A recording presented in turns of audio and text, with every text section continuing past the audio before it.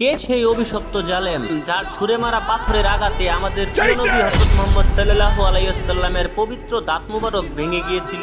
সেই পাষাণ হৃদয়ের মানুষটির নাম হলো উতবা বিন আবি ওয়াক্কাস। উহুদের সেই বিভীষিকাময় সময়ে যখন মানুষ প্রাণের ভয়ে দিশেহারা, ঠিক তখনই সেই পাষণ্ড জালেম আমাদের নবী সাল্লাল্লাহু আলাইহি ওয়াসাল্লামের দিকে সজোরে এক পাথর নিক্ষেপ করেন। যেই পাথরের আঘাতে আমাদের প্রিয় নবী হযরত মুহাম্মদ সাল্লাল্লাহু আলাইহি ওয়াসাল্লামের নিচের পাটির দুইটি দাঁত শহীদ হন এবং তার পবিত্র মুখমণ্ডল রক্তে ভিজে যায়।